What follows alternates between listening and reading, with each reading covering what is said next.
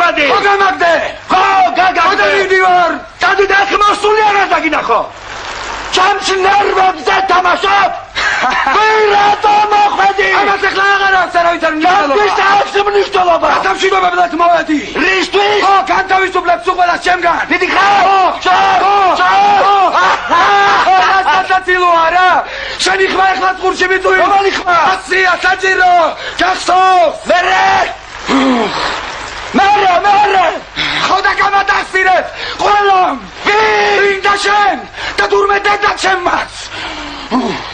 ხო, დედა ჩემმაც. ამ გაბედო დედაშენს ასეთი ლაპარაკი.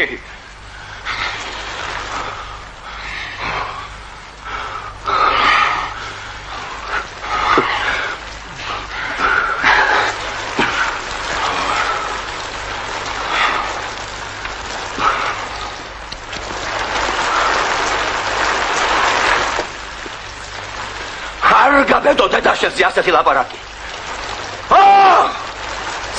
სხვა იყავდა დედაშენს. 44-ში დაქორწინდა თუ არა, ომში წავიდა და უგზო-უგლოდ დაიკარგა ის სტუდენტური. დედაშენი დიდხანს ელოდა, თითქმის 10 წელი, ჩვენ ომის შემდეგ შევხვდით ერთმანეთს. 7 წელი უცდიდი, მერე თქვენს გაჩდით. დედაშენი კი მაინც ელოდა, თითქოს გრძნობდა რომ ცოცხალი იყო. როცა ყველამ დაივიწყა, როცა ყველამ დაკარგა იმედი, დედაშენმა მაინც იპოვნა. ცოცხალი, მაგრამ ხეიბარი, უხელო, უფეხო, მარტოხელა, რუსეთის რომელიღაც მიგდებულ სოფელში. ის შეგრებულად არ დაბრუნდა. არ უნდა და ვინმე შეეწუხებინა. ალბათ პატიოსანი კაცი იყო და იმიტომ იმასთან ჩადიოდა დედაშენი. ვიცოდი რომ სიბრალული დადიოდა, მაგრამ ვეჭვიანობდი, გესმის? ვეჭვიანობდი! აბარ შემეძლოს ყველაირად.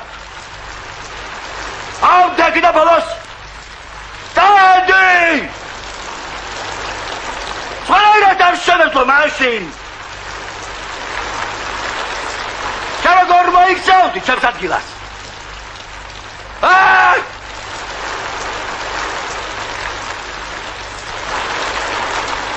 ზუსტად ისა მოიქცევდი როგორც მე. ახლა გიტადი სადაც გინდა.